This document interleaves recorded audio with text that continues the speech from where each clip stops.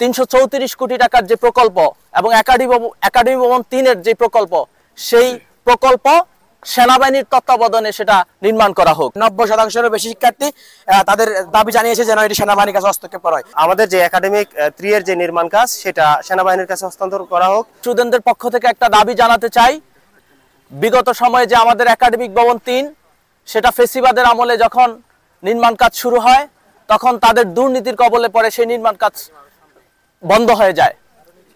পরবর্তীতে 5 আগস্টের পরে এসে আমরা আজকে নতুন করে তার নির্মাণাধীন কাজ শুরুর যে প্রকল্প আমরা সেটা আমাদের বিশ্ববিদ্যালয় প্রশাসন হাতে পেয়েছে। এজন্য আমরা অত্যন্ত খুশি।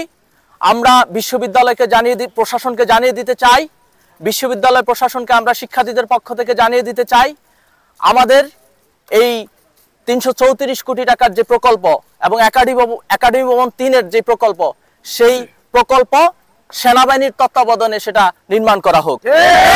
এটা শুধু আমাদের দাবি না, এটা বিগত সময়ে অনেক স্টুডেন্টরা বলেছেন এবং স্টুডেন্টদের প্রাণের দাবি।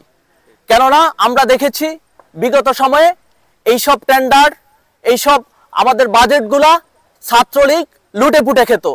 আমরা চাই না এই সময় এসে কোনো ছাত্র সংগঠন, কোনো রাজনৈতিক হস্তক্ষেপ আমাদের এই প্রকল্পে পড়ে।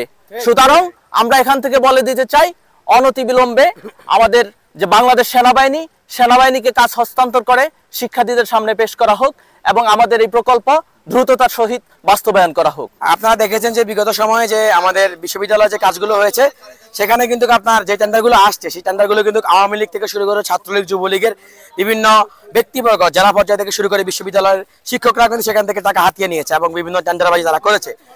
আপনারা দেখেছেন যে আজকে যে একনেকে সবাই 334 কোটি টাকার একটি বাজেট আমাদের বিশ্ববিদ্যালয়ের একাডেমিক ভবন 3 এবং অন্যান্য কাজের জন্য সেটি পেশ হয়েছে। সেটি আমরা বলতে চাইছি সেনাবাহিনীর কাছে দেওয়ার জন্য, কারণ বিশ্ববিদ্যালয়ের অধিকাংশ শিক্ষার্থীর এটি প্রাণের দাবি। বিগত সময় থেকে আমাদের শিক্ষার্থীরা দাবি জানিয়ে আসছে যেন এই কাজটি সেনাবাহিনীর কাছে হস্তক্ষেপের মাধ্যমে সুষ্ঠুভাবে এই কাজটি সম্পন্ন হয়ে থাকে।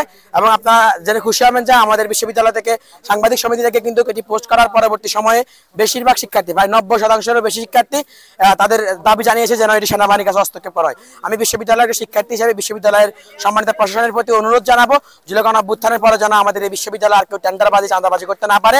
তাই আপনারা এই কাজের সুষ্ঠুভাবে হওয়ার জন্য আপনারা এটি অনতিবিলম্বে সেনাবাহিনীর কাছে প্রদান করবেন, যাতে আমাদের বিশ্ববিদ্যালয়ের কাজগুলো সুষ্ঠুভাবে সম্পন্ন হয়। আজকের যে একনেক মিটিং হয়েছে, একনেক মিটিং হচ্ছে 334 কোটি 46 লাখ টাকার যে বাজেট পাস হয়েছে, আমরা চাই সেই সম্পূর্ণ টাকাটুকুর কাজটুকু সেনাবাহিনীর কাছে হস্তান্তর করা হোক।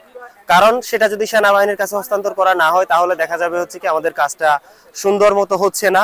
দেখা যাবে সুন্দর মতো যদি না হয় তাহলে হচ্ছে কি এখানে একাডেমিক যে জট, অর্থাৎ হচ্ছে কি এখানে ডিপার্টমেন্ট সংকট, ল্যাব সংকট, তারপর হচ্ছে অন্যান্য বিভিন্ন ডিপার্টমেন্টে দেখা যায় হচ্ছে কি একটা ফ্লোরে 2টা বা 3টা ডিপার্টমেন্ট, যার কারণে দেখা যায় মাত্র 1টা বা 2টা ক্লাসরুম দিয়ে একটা ডিপার্টমেন্ট চলতেছে, টিচারদের বসার জায়গা নেই, যার কারণে দেখা যায় হচ্ছে কি শিক্ষার যে গুণগত মান সেটা উন্নত হচ্ছে না। আমরা চাই আমাদের যে একাডেমিক 3-এর যে নির্মাণ কাজ সেটা সেনাবাহিনীর কাছে হস্তান্তর করা হোক। যদি সেটা হস্তান্তর করা হয় তাহলে দেখা যাবে হচ্ছে কি আগামীতে নোয়াখালী বিজ্ঞান প্রযুক্তি বিশ্ববিদ্যালয় বাংলাদেশের মধ্যে একটা ওয়ান অফ দ্য বেস্ট ইউনিভার্সিটিতে পরিণত হবে।